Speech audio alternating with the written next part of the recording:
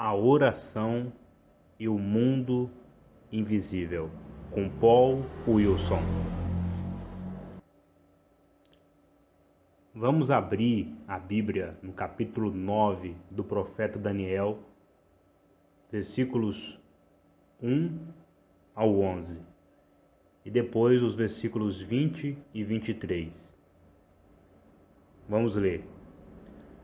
No primeiro ano de Dario, filho de Assuero, da linhagem dos Medos, que foi constituído rei sobre o reino dos babilônicos, no primeiro ano do seu reinado, eu, Daniel, entendi pelos livros, segundo o que o Senhor havia falado ao profeta Jeremias, que as desolações de Jerusalém durariam 70 anos.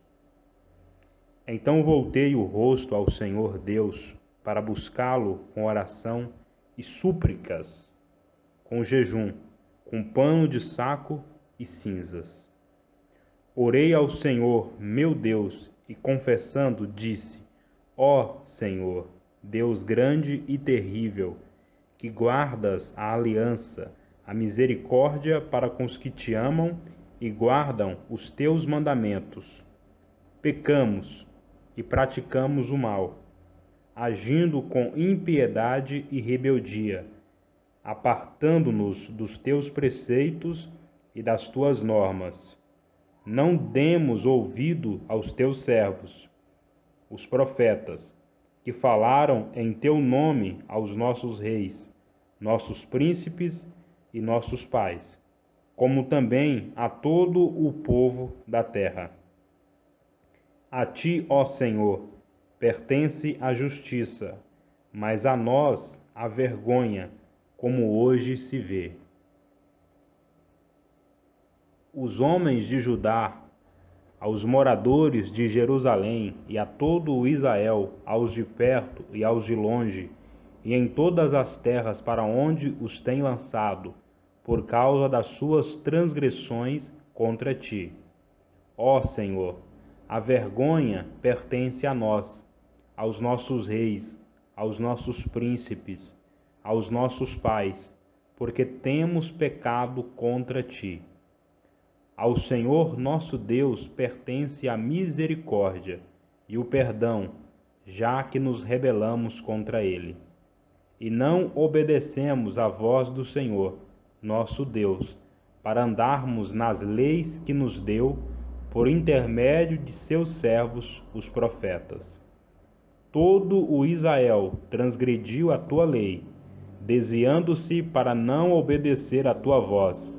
Por isso se derramou sobre nós a maldição, o juramento que está escrito na lei de Moisés, servo de Deus, porque pecamos contra ele.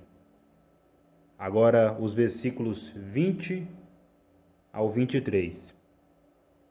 Enquanto eu estava ainda falando e orando, confessando o meu pecado e o pecado do meu povo Israel, e lançando a minha súplica diante da face do Senhor, meu Deus, pelo nome santo do meu Deus, enquanto eu ainda estava falando na oração, Gabriel, o homem que eu havia visto na minha visão anterior, veio voando rapidamente e tocou-me na hora do sacrifício da tarde. Ele me instruiu e falou comigo: Daniel, vim agora para te dar sabedoria e entendimento. No princípio das tuas súplicas saiu a ordem, e eu vim para te declarar, pois és muito amado. Preste atenção na palavra e entende a visão. Vamos ler também o capítulo 10 e depois o versículo 1 do capítulo 11. No terceiro ano de Ciro, rei da Pérsia, uma palavra foi revelada a Daniel, cujo nome é Beltesazar. Uma palavra verdadeira sobre um grande conflito. E ele entendeu esta palavra e teve entendimento da visão. Naqueles dias, Eu, Daniel, estava chorando por 3 semanas inteiras. Não comi nada agradável, nem carne, nem vinho entraram na minha boca, nem me ungi com óleo, até que se cumpriram as 3 semanas completas. No dia 24 do primeiro mês, eu estava à margem do rio, o Tigre. Levantei os olhos e olhei, e vi um homem vestido de linho e com um cinto de ouro fino de Ufaz. Seu corpo era como berílio, e o seu rosto como relâmpago. Seus olhos eram como tochas de fogo, e os seus braços e os seus pés como brilho de bronze polido, e a voz das suas palavras como a voz de uma multidão. Só eu, Daniel, vi aquela visão. Os homens que estavam comigo não viram. Apesar disso, caiu sobre eles um grande temor, e eles fugiram para se esconder. Eu fiquei sozinho contemplando a grande visão, e senti-me enfraquecido. Meu rosto ficou pálido, e não retive força alguma. Entretanto, ouvi a voz das suas palavras, e ouvindo o som das suas palavras, fiquei em transe, com o rosto em terra. Então vi uma mão que me tocou e me levantou. Os meus joelhos e mão tremiam. Ele me disse: Daniel, homem muito amado, entende as palavras que eu vou te dizer, e levanta-te, pois fui enviado a ti. Depois que ele me disse isso, eu me coloquei em pé, tremendo. Então ele me disse: Não temas, Daniel, porque as tuas palavras foram ouvidas desde o primeiro dia em que aplicastes o coração a compreender e a humilhar-te diante do teu Deus, e eu vim por causa das tuas palavras. Mas o príncipe do reino da Pérsia me resistiu por 21 dias, e Miguel, um dos maiores príncipes, veio em meu auxílio, e eu o deixei ali com os reis da Pérsia. Agora vim para te fazer entender o que acontecerá ao teu povo nos últimos dias, pois a visão se refere a dias ainda distantes. Quando ele me disse isso, prostei-me com o rosto em terra e fiquei mudo. E um ser parecido como um homem me tocou os lábios. Então abri a boca e falei, e disse àquele que estava em pé diante de mim: Senhor meu, estou aflito e desfaleço por causa da visão. Como pode o teu servo falar com o meu senhor? Eu já não tenho forças nem fôlego. Então o ser que parecia um homem voltou a me tocar e me reanimou, e disse: Não temas, homem muito amado. Paz seja contigo. Sê forte e tem bom ânimo. Quando ele falou comigo, fiquei fortalecido, e disse: Fala, meu senhor, pois me fortalecestes. E ele ainda disse: Sabes por que eu vim a ti? Agora tornarei a lutar contra o príncipe dos persas, e quando eu sair, o príncipe da Grécia virá. Contudo, eu te declararei o que está escrito no livro da verdade, e ninguém me auxiliará contra aqueles, senão Miguel, vosso príncipe. Agora o versículo 1 do capítulo 11. No primeiro ano de Dário, rei dos Medos, eu me levantei para animá-lo e fortalecê-lo. Desejo meditar um pouco nessas duas orações do profeta Daniel. Certamente não se trata de algo extraordinário encontrarmos Daniel orando, pois era característico daquele homem de Deus ser encontrado frequentemente em oração. No capítulo 2, quando o rei teve um sonho e ninguém podia revelá-lo, Daniel orou e pediu aos seus amigos para orarem com ele pelo mesmo propósito, para que o Deus do céu lhe concedesse conhecer esse segredo? Quando a resposta veio, ele não saiu correndo para contar ao rei, mas antes parou e agradeceu ao Senhor. No capítulo 6, quando o rei foi persuadido a assinar um decreto criado e elaborado pelos inimigos de Daniel, para que qualquer um que fizesse qualquer petição a qualquer deus ou homem, exceto ao rei, pelo período de 30 dias, fosse lançado na cova dos leões. Daniel foi para sua casa e, pondo-se de joelhos, orava 3 vezes ao dia. Porém, note que há algo muito mais naquele capítulo.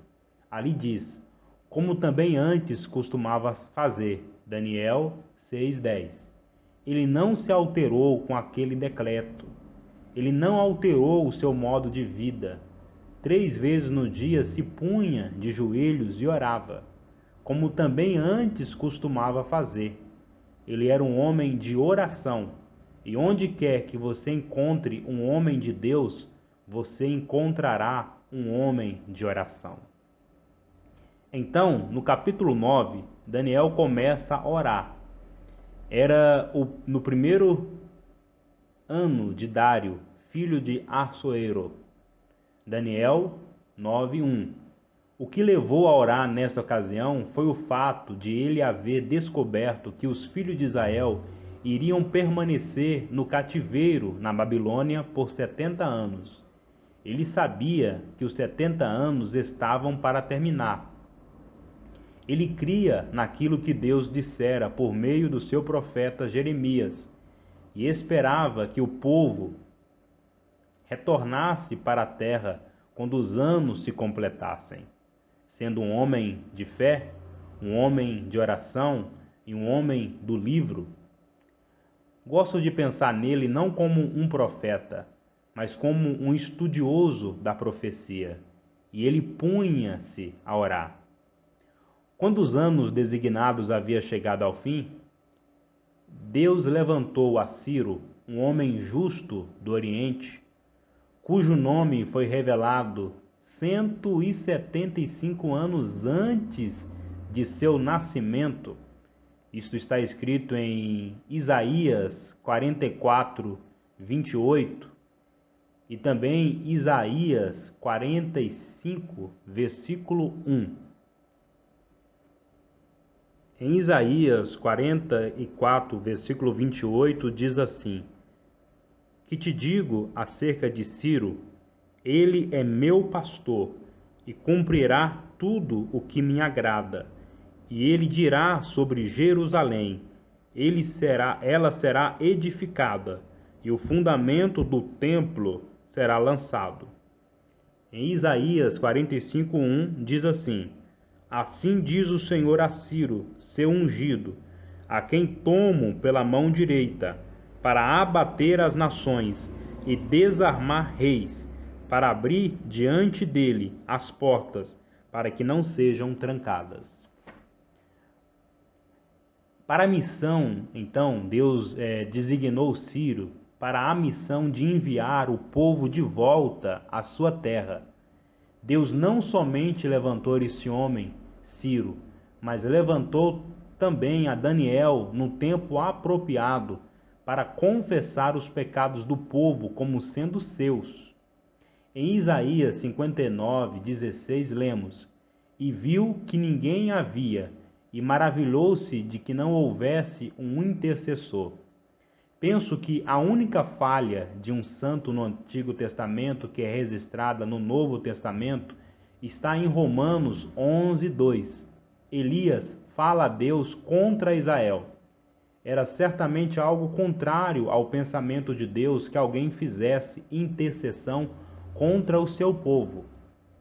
Após Elias haver orado assim, foi-lhe dito que ungisse a Eliseu para ser seu sucessor. Pecamos. Esse homem, Daniel, foi levantado para rogar pelo povo de Deus. Você verá algo semelhante em homens como Samuel, Davi e muitos outros que rogaram a Deus por seu povo. Qual era a condição daquele povo? Será que Daniel ignorava o fracasso do povo que havia trazido sobre si os juízos governamentais de Deus? De modo algum. Ele buscava com oração e rogos, com jejum e saco e cinza. Está registrado em Daniel 9:3. Para Daniel, não se tratava de um exercício superficial. Não era apenas uma identificação fingida com o povo de Deus. Ele sentia o seu fracasso como sendo de si próprio, e isso o levou à humilhação em saco e em cinzas, em oração e súplica. Oração contínua. Ele dizia: Ah, Senhor, Deus grande e tremendo, que guardas o conserto e a misericórdia para com os que te amam, e guarda os teus mandamentos. E note as palavras do versículo seguinte: pecamos, e não eles pecaram, e cometemos iniquidades, e procedemos impiamente, e fomos rebeldes, apartando-nos dos teus mandamentos e dos teus juízos. Daniel 9, 4 ao 5. Ele se identifica plenamente com todo o povo. Se havia alguém entre os cativos na Babilônia que pudesse ser achado livre de culpa, esse alguém era Daniel, um homem que fora levado para lá, mas não por alguma falta que estivesse cometido. Ele fora levado cativo e vivera ali para Deus. Gosto de pensar nele como alguém que levou uma vida de devoção desde a sua juventude até a velhice. Ele era um homem fiel. Ele propôs em seu coração que não se contaminaria. Não se tratava de algo exterior. Era seu propósito de coração. Daniel 1:8. Ele desejava agradar a Deus, sendo um judeu fiel. Ele viu em Babilônia coisas que o contaminariam e manteve-se afastado delas, para a glória de Deus. Ele tinha base nas Escrituras para fazer o que fez.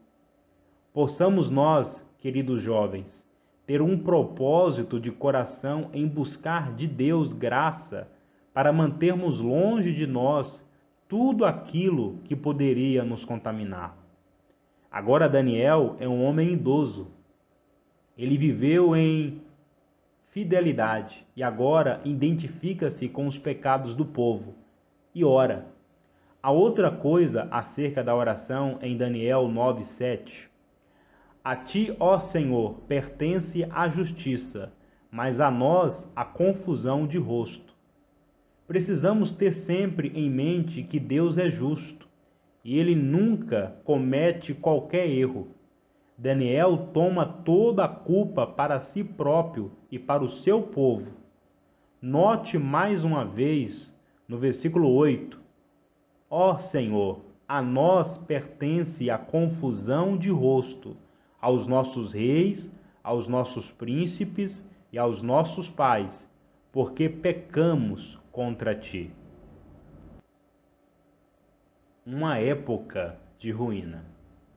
Lembramos-nos, queridos cristãos, de que estamos vivendo em uma época de ruína nos últimos dias da história da Igreja de Deus sobre a terra. Não estamos nos dias em que tiveram início tão brilhantemente naquele dia de Pentecoste, mas estamos nos dias de 2 Timóteo, quando a casa de Deus é descrita como uma grande casa, na qual não há somente vasos para a honra, mas também vasos para a desonra. O que devemos fazer? Não podemos simplesmente sair da grande casa. A grande casa é a esfera da profissão do cristianismo sobre a terra. Você não pode sair dela a menos que desista do cristianismo. A ruína e fracasso de todos os lados. Deixe-me falar algumas poucas palavras àqueles que aqui estão, que reúnem-se somente ao nome do Senhor Jesus Cristo. Tomemos cuidado para não comermos, por assim dizer, a oferta pelo pecado. Tomemos cuidado para não termos a pretensão de nos considerarmos como não havendo falhado. Eu tremo ao notar qualquer tendência de nos exaltarmos e dizermos que temos guardado a verdade, ou que a verdade seja guardada por nós.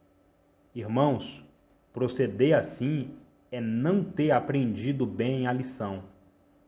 Somos uma parte da ruína e precisamos estar no espírito de Daniel, como é encontrado nas Escrituras. Estou persuadido de que se nos exaltarmos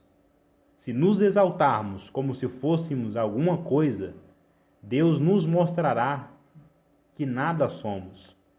Ele irá definitivamente extinguir o orgulho. Essas coisas aborrecem ao Senhor, e a sétima a sua alma abomina. A primeira coisa que é mencionada são os olhos altivos. Provérbios 6:16 ao 17. Tomemos cuidado para não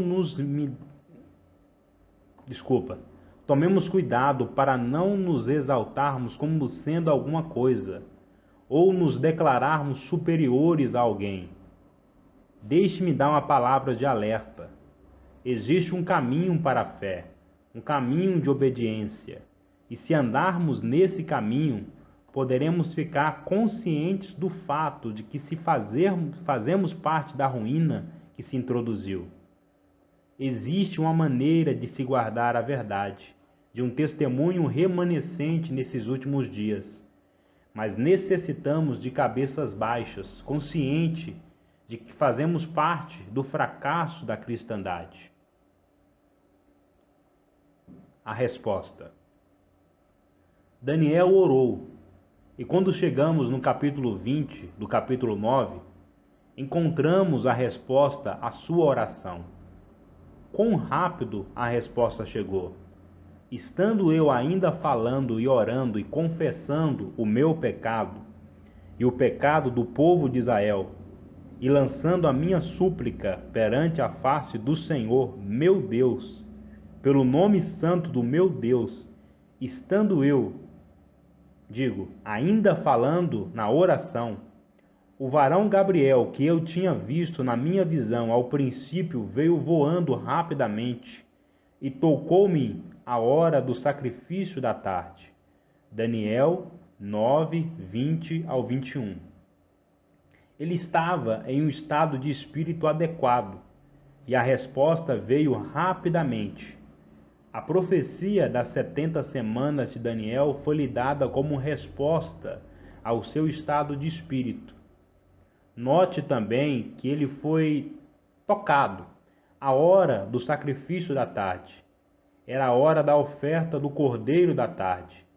Eles tinham que oferecer um cordeiro à tarde e o outro de manhã.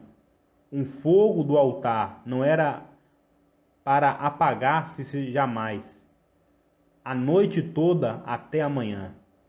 Naquele tempo já não existia um sacrifício da tarde. Tudo havia cessado por causa de seus pecados. Daniel estava longe de sua terra, estava na Babilônia, mas guardava estas coisas em seu coração e estava consciente de ser aquela hora do sacrifício da tarde. E assim, nesse espírito, ele recebe a resposta. Oração e jejum. Vamos passar para o capítulo 10. O outro rei sobre ao trono, Ciro, o qual foi levantado por Deus, Daniel havia aprendido que seu povo deveria voltar a Jerusalém, de acordo com a profecia de Jeremias. A profecia dada a Daniel fora postergada para um tempo distante. Não encontramos Daniel voltando a Jerusalém junto com aqueles que voltaram no primeiro capítulo de Esdras. E, no entanto, seu estado de espírito não havia sofrido mudança. Ele tivera uma revelação do futuro para um tempo ainda distante. e Deus revelara-se a ele a glória de Israel, conforme é relacionada ao Messias, a época gloriosa quando o Messias haveria de vir. Naqueles dias eu, Daniel, estive triste por 3 semanas completas. Manjar desejável não comi, nem carne, nem vinho entraram na minha boca, nem me ungi com unguento, até que se cumpriram as 3 semanas. Daniel 10, 2 e o 3. Querido cristão, o que é que sabemos acerca da verdadeira oração e intercessão diante de Deus? Às vezes é levantada a questão sobre jejuar. No capítulo anterior, o jejum é mencionado. E aqui no versículo 3, ele estava no espírito de jejum e de lamento. A pergunta que comumente se faz é: existe o jejum em nossos dias? Acaso não havemos de reconhecer que, se estivermos mais fervorosamente diante de Deus, poderíamos conhecer mais da renúncia própria? Nestes dias de prosperidade, luxúria, etc. Quanto sabemos acerca da renúncia própria? É por esta razão que tão raramente escutamos notícias de oração respondidas. Tiago nos diz: nada tendes, porque não pedis, e ainda pedis e não recebeis, porque pedes mal, para gastardes em vossos deleites. Tiago 4, 2 ao 3.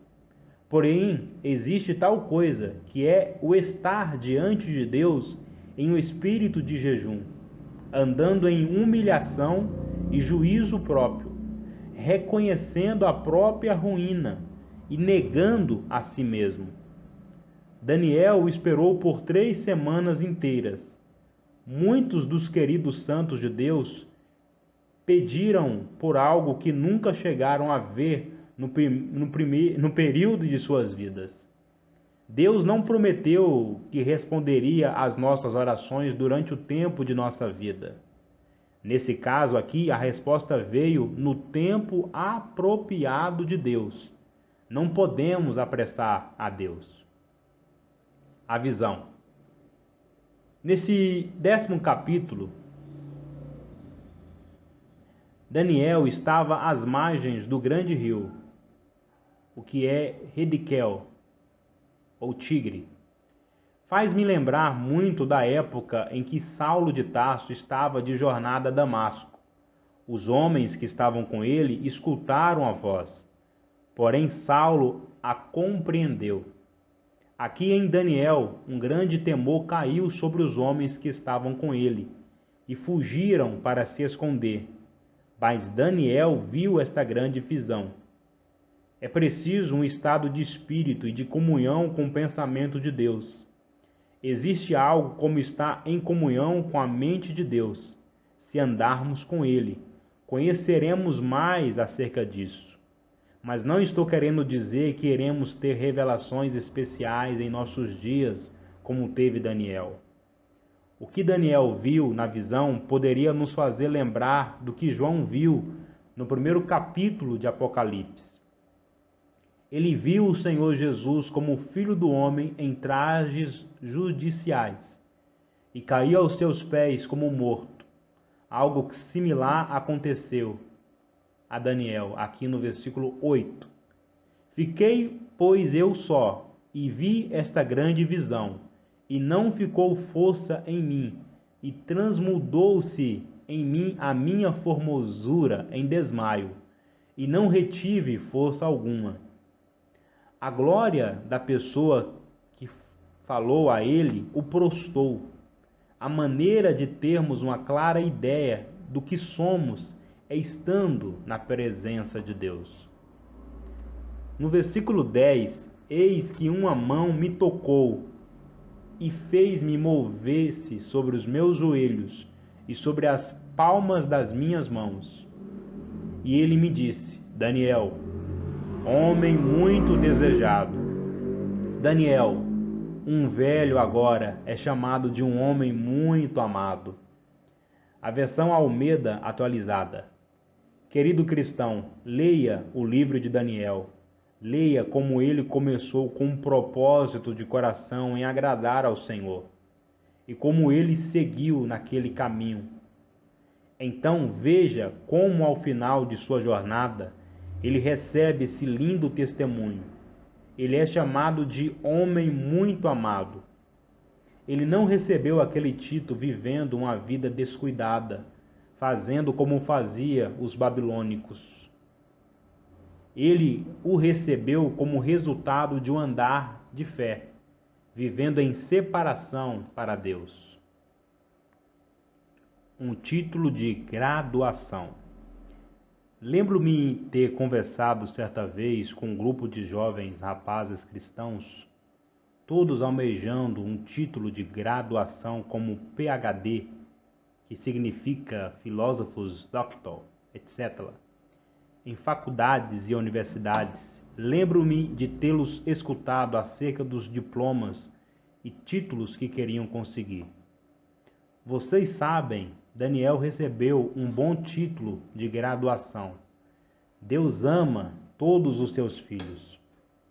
Existe uma maneira em que ele ama cada um igualmente, mas existe também um amor de benevolência, um amor de prazer para com o filho obediente. E isto é o que encontramos aqui. Daniel, homem muito amado. Será que você gostaria de receber um título de graduação como este? AHMA, homem muito amado? Um título assim é recebido por andar no caminho de fé em separação deste mundo. Como almejamos ver jovens cristãos seguindo a Cristo e tomando uma posição por Cristo. Isso também serve para nós, mais velhos, que já temos um pouco mais tempo de jornada. O caminho feliz é vivermos vidas devotadas a Cristo. É bom começar a vida cristã bem, com um propósito de coração, não em nossa própria força, mas buscando a ajuda do Senhor para vivermos para Ele. Não é bom apenas começar bem, mas também terminar bem.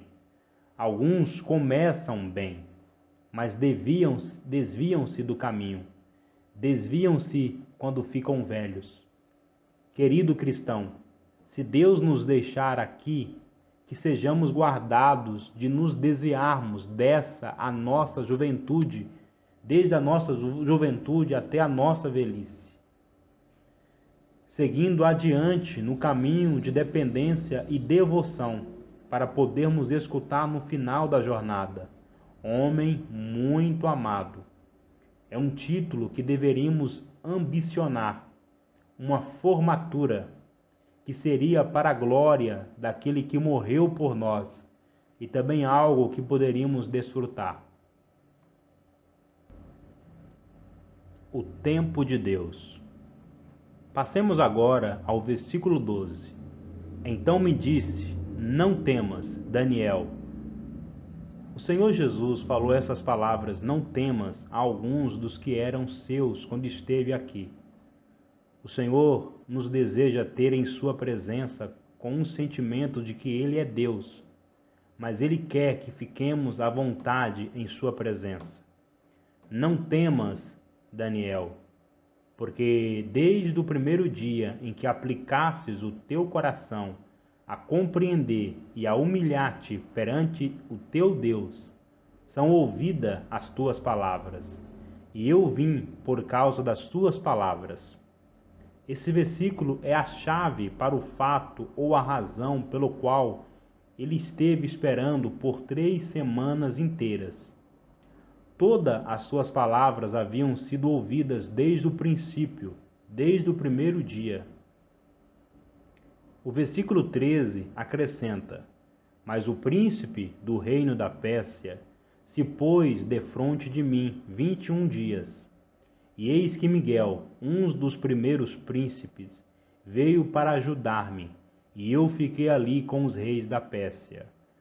porque Deus permitiu que o mensageiro que foi enviado com a resposta para Daniel fosse atrasado por 3 semanas inteiras? Ele permitiu a demora, o atraso para exercício da alma de Daniel. Às vezes aguardamos no Senhor dia após dia, mês após mês, e talvez até ano após ano. E não há sinal aparente de que o nosso fardo esteja sendo removido. O apóstolo Paulo foi arrebatado ao terceiro céu e viu coisas impossíveis de serem colocadas em linguagem humana. E quando voltou, foi-lhe dado um espinho na carne para mantê-lo humilde. E ele rogou 3 vezes ao Senhor que o tirasse. A resposta que ele recebeu não foi a que estava buscando, mas o satisfez. A resposta foi: a minha graça te basta, porque o meu poder se aperfeiçoa na fraqueza. E então Paulo disse: de boa vontade me gloriarei nas minhas fraquezas, para que em mim habite o poder de Cristo. Atrás dos bastidores, um mundo invisível. Esse atraso nos leva para trás dos bastidores. Esse 10º capítulo de Daniel é um dos poucos lugares nas Escrituras que introduz você no mundo invisível. Há coisas que são invisíveis aos nossos olhos naturais e que não são escutadas por nossos ouvidos. Até mesmo nas coisas naturais há apenas uma pequena porcentagem do espectro que podemos escutar com os nossos ouvidos. O beija-flor tem um canto maravilhoso, porém nossos ouvidos não são adequados para escutá-lo. Há algo mais. Existe um mundo invisível e há poderes no mundo invisível. Lemos nesse capítulo acerca de Gabriel e Miguel. Esses são os 2 únicos anjos cujos nomes são registrados. Porém, lemos de anjos invisíveis que excedem o homem em força. São mensageiros de Deus, cumprindo a sua vontade. Eles exercem um domínio providencial nesse mundo. São todos eles espíritos ministradores, enviados para servir a favor daqueles que hão de herdar a salvação. Hebreus 1:14. Fico satisfeito em saber que quando chegarmos na glória, descobriremos que por muitas vezes fomos cuidados pela ministração de anjos. Esse é um mundo no qual Deus opera, invisível ao olho humano. A palavra de Deus fala do querubim e do serafim. São 2 tipos de anjo. Miguel é apresentado como um arcanjo. Quanto outros seres celestiais existem, não podemos dizer, e nem o sabemos. Um desses mensageiros que estava destinado a cumprir a ordem de Deus foi enviado com a resposta à oração de Daniel. Foi enviado para levar esta maravilhosa profecia, e é uma profecia das mais maravilhosas. Incrédulos que têm estudado a história secular afirma que nenhum homem poderia tê-la escrito, e que ela deve ter sido escrita depois de haver acontecido. Mas Daniel era profeta, e não historiador. Ele recebeu a profecia, e ela está repleta de detalhes minuciosos. As hortes espirituais da maldade. Há algo mais nesse capítulo, além dos anjos que cumprem as ordens de Deus. Existe uma força no mundo invisível que ela é encabeçada por Satanás. Ele tem seus anjos, seus ministros, que cumprem suas ordens. Talvez ele tenha organizado seu sistema imitando as fileiras do governo de Deus. O Senhor Jesus disse: e se Satanás expulsa Satanás, está dividido contra si mesmo. Como subsistirá, pois, o seu reino? Mateus 12, 26. Ele tem um sistema organizado. E estamos lendo de alguém que resistiu ao mensageiro que trazia a mensagem a Daniel, o príncipe do reino da Pérsia. E eis que Miguel, um dos primeiros príncipes, veio para ajudar-me, e eu fiquei ali com os reis da Pérsia. Ele estava em combate com um dos mensageiros de Satanás. Pouco sabia Ciro que estava acontecendo uma batalha no mundo invisível e de que esta tinha a ver com o seu reino. Satanás, se pudesse, buscava frustrar os planos de Deus. Ele sempre se opõe àquilo que é conforme a mente de Deus. Um dos principais mensageiros das hostes celestiais de Deus veio ajudar Daniel. Encontramos Miguel mencionado aqui em Judas e no capítulo 12 de Apocalipse. Em cada lugar vemos que ele está em conflito com Satanás ou seus emissários. Em Judas 9 lemos: mas o arcanjo Miguel, quando contendia com o diabo e disputava a respeito do corpo de Moisés, não ousou pronunciar juízo de maldição contra ele, mas disse: o Senhor te repreenda. Isso nos ensina algo que não nos seria possível aprender do Antigo Testamento. Moisés estava no monte e ali morreu. E ali ensina que foi Deus quem o sepultou. Creio que ensina ter sido ele sepultado por Deus, que usou Miguel, o arcanjo, como instrumento, a qual o diabo resistiu. O diabo, sem dúvida alguma, teria influenciado os filhos de Israel a fazerem do sepulcro de Moisés um santuário ou lugar de peregrinação. Miguel resistiu ao diabo. Se você deseja conhecer algo acerca da glória de Satanás, você poderá encontrar no capítulo 28 de Ezequiel, onde ele é tipificado no rei de Tiro, e não em Isaías 14, sobre o nome de Lúcifer. Lúcifer é uma representação não de Satanás, mas do último rei do Império Romano revivido. Satanás é um ser glorioso, e Miguel não pronuncia contra ele juízo de maldição. Não fazemos ideia das forças postas em ordem de batalha contra nós, mas podemos descansar sabendo que mais são os que estão conosco dos que estão com eles. Segundo Reis 6,16.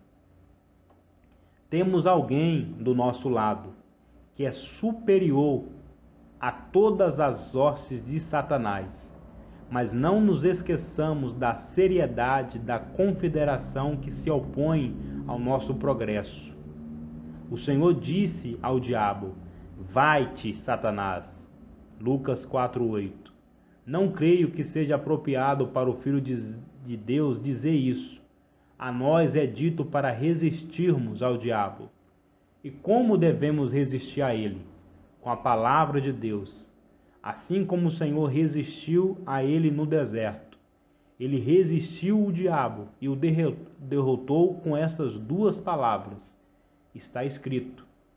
Ele usou a palavra de Deus, não para silenciar Satanás, mas como guia para a sua própria conduta. E se a usarmos como guia para a nossa conduta, Satanás fugirá de nós. O conflito. Abra no capítulo 12 de Apocalipse, e viu-se um grande sinal no céu. Uma mulher vestida do sol. Essa mulher é Israel, tendo a lua debaixo dos seus pés, e uma coroa de 12 estrelas sobre a sua cabeça. E estava grávida e com dores de parto, e gritava com ânsias de dar à luz. E viu-se outro sinal no céu, e eis que era um grande dragão vermelho, que tinha 7 cabeças e 10 chifres, e sobre as suas cabeças 7 diademas. E a sua cauda levou após si a terça parte das estrelas do céu, e lançou-as sobre a terra. E o dragão parou diante da mulher, que havia de dar à luz, para que, dando ela à luz, lhe tragasse o filho. E deu à luz um filho, um varão, que há de reger todas as nações com vara de ferro. E o seu filho foi arrebatado para Deus e para o seu trono. Versículo 1 ao 5. Isso deve deixar claro que este é o Senhor Jesus Cristo, o mesmo do Salmo 2. Note bem, temos o seu nascimento e ascensão mostrados aqui, mas não sua morte e ressurreição. Elas não são mencionadas aqui. E a mulher fugiu para o deserto, onde já tinha lugar preparado por Deus, para que ali fosse alimentada durante 1260 dias. E houve batalha no céu. Miguel e os seus anjos batalhavam contra o dragão. E batalhava o dragão e os seus anjos. Apocalipse 12, 6 ao 7. Aí encontramos outra vez Miguel em conflito com os poderes das trevas. Encontramos também que, no tempo do fim, Miguel se levantará e entrará outra vez em conflito. Alguns cristãos ficariam boquiabertos se lhe dissermos que Satanás e seus anjos caídos encontram-se no céu, não na presença de Deus, e que ele é chamado de príncipe das potestades do ar. Efésios 2:2. E ainda os príncipes das trevas desse século e as hostes espirituais da maldade nos lugares celestiais. Efésios 6:12. O tempo se aproxima, quando eles serão expulsos e lançados na terra. Gostaria de chamar a sua atenção para algo no capítulo 12 de Apocalipse, em conexão com o nascimento do Senhor Jesus Cristo. Temos ali um vislumbre da razão por que Herodes procurou matar o Senhor Jesus quando este nasceu. Herodes inquiriu dos magos acerca do tempo em que a estrela aparecera, e então deu ordem para matar todas as crianças de 2 anos para baixo, procurando destruir o Senhor Jesus. Aquilo parecia obra do iníquo Herodes, mas quando lemos no capítulo 12 de Apocalipse, encontramos o sinistro poder que se movia por detrás de Herodes. Isso nos mostra algo do que aconteceria atrás dos bastidores. Vemos que o dragão, Satanás, parou diante da mulher pronto para devorar seu filho, tão logo esse nasceste. Todo esse capítulo nos leva para trás dos cenários e nos mostra um pouco da luta que acontecia ali. E a luta segue também agora. Herodes foi um instrumento usado por Satanás, e os espíritos maus em sua organização estão agora trabalhando nos tronos dos governos. Quando os principais líderes governamentais reuniram-se recentemente para uma conferência em Genebra, fiquei a pensar em quantos espíritos maus e Satanás estariam ali. Essas coisas não são imaginárias ou contos de ficções. Porém, Deus levanta as cortinas aqui e ali e nos deixa ver aquilo que é invisível. Na peneira de Satanás. No livro de Jó, vemos que as tribulações que vieram sobre Jó, que pareciam ser as mesmas que vieram aos seus vizinhos, era, na verdade, a movimentação dos iníquos espíritos invisíveis. Satanás não conhece nada acerca de amor ou do poder do amor. Satanás podia levantar o vendaval e influir nos raios. Ele podia levantar ladrões e salteadores. e tudo foi permitido por Deus. Mas aprendemos uma coisa claramente, isto é, que nada pode acontecer a um filho de Deus sem a sua permissão. O Senhor Jesus disse a Pedro: Simão, Simão, eis que Satanás vos pediu para vos ser andar como trigo. Ele não disse: eu vos impedi que Satanás coloque você em sua peneira, mas o que disse foi: eu roguei por ti, para que a tua fé não desfaleça. Lucas 22, 31 ao 32. O Senhor sabia que era para o bem de Pedro. Portanto, Pedro caiu na peneira de Satanás e lhe deu uma boa sacudida. Satanás estava fazendo o trabalho do Senhor para mostrar ao próprio Pedro como esse realmente era. Irmãos, é muito melhor aprendermos nossas lições na escola de Deus em comunhão do que aprendê-las na peneira de Satanás. Às vezes, para o nosso bem, Deus permite que entremos na peneira de Satanás a fim de perdermos nossa autoconfiança e aprendermos que somos pequeninos e fracos, como os grãos de trigo que volteiam na peneira. Daniel 10:20, e disse: sabes por que eu vim a ti? Eu tornarei a pelejar contra o príncipe dos persas, e saindo eu, eis que virá o príncipe da Grécia. O poder da Grécia era o próximo a se levantar e a se interessar pelo povo terrenal de Deus, os judeus. E Satanás tinha seus instrumentos para trabalharem no trono do governo do rei da Grécia. Capítulo 11, versículo 1. Eu, pois, no primeiro ano de Dário, Medo, levantei-me para animar e fortalecer. Voltemos a Daniel 6. Dário organizou seu governo e estabeleceu 120 príncipes. Colocou 3 sobre eles e fez de Daniel o chefe. Ali estava um dos filhos de Israel, um do povo terrenal de Deus, vivendo no trono do governo dos medos e persas. Vemos no capítulo 11 que o anjo Miguel, que levantou-se para fortalecer Daniel, também levantou-se para fortalecer Dário. Encontramos Dário indo a Daniel dizendo: o teu Deus, a quem tu continuamente serves, ele te livrará. Daniel 6,16. E então, quando Dário se levantou na manhã seguinte e clamou com voz triste: Daniel, servo do Deus vivo, dar-se-á o acaso que o Deus a quem tu continuamente serves tenha podido livrar-te dos leões? Daniel 6:20. Sua fé havia diminuído naquela noite. Quando ele descobre que Daniel está vivo e ileso, dá ordens e Daniel é tirado da cova. Eles não haviam transgredido sua lei ao tirá-lo da cova.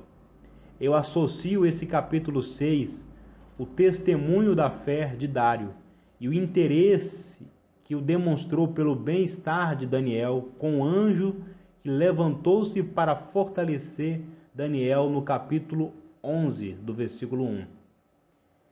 Veja o livro de Esé, quando Ramã tornou-se cabeça do governo. Ele redigiu e assinou o edito que todos os judeus fossem destruídos. Era Satanás trabalhando por trás dos cenários contra o povo terrenal de Deus. Se o plano de Ramã tivesse dado certo, isso significaria a ruína de toda a raça humana. Por trás de tudo estava a luta, não apenas dos emissários de Satanás, mas do anjo de Deus. Estamos sempre aptos a nos acomodar, achando que as coisas são como a enxergamos, mas existem os poderes do mundo invisível. Para sermos prudentes. Amigos, essas coisas são uma realidade. Não é para ficarmos desencorajados, mas tudo isso deveria nos fazer mais prudentes enquanto passamos por este mundo. que possamos aprender algo do andar naquele espírito que caracterizou Daniel, reconhecendo nossa parte no triste fracasso, intercedendo pelo povo de Deus e buscando a graça de Deus para seguir adiante em obediência à sua palavra. A obediência à palavra de Deus, que nos leva a um caminho de separação, é uma coisa. Mas se somos levados a levantar nossas cabeças, buscando ser algo a mais, então isso já é outro assunto. Afastemos o orgulho para longe de nós. Devemos nós ficar desencorajados por causa dos poderes das trevas? Poderão eles nos tocar? Pode ser que o Senhor permita Satanás tocar em nossos bens, até em nossa carne, para o nosso próprio benefício. Ele pode permitir, assim como fez a Pedro, que nós caiamos na peneira de Satanás, a fim de levarmos uma rude chacoalhada, com o objetivo de ficarmos livres do orgulho e da autoconfiança. Mas será que Satanás poderá verdadeiramente nos tocar? Porque estou certo de que nem a morte, nem a vida, nem os anjos, nem os principados, nem as potestades, nem o presente, nem o porvir, nem a altura, nem a profundidade, nem alguma outra criatura nos poderá separar do amor de Deus que está em Cristo Jesus, nosso Senhor. Romanos 8:38. Entendo que os principados e potestades referem-se aos poderes invisíveis que estão em ordem de batalha contra nós. Porém, nada, não importa quão grande seja, inclusive Satanás, poderá jamais tocar a vida e a segurança de um santo de Deus. E Deus não vai deixar que Satanás ou seus emissários ponha a mão em você sem a sua permissão. Ele pode até permitir, mas será sempre para o seu bem. Lembre-se que pode acontecer com você o mesmo que pode acontecer com seu vizinho incrédulo. Mas como podemos ver no livro de Jó, com o Filho de Deus será de um caráter diferente daquilo que acontece com um vizinho incrédulo. Busquemos graça para termos propósito de coração e devoção, se assim formos deixados aqui para sermos guardados no caminho da fé, até o momento em que ouviremos o chamado. Não falta muito. Até aqui, esse texto, Oração e o Mundo Invisível, com Paul Wilson. Foi uma palestra realizada a jovens cristãos, nos Estados Unidos, em agosto de 1955.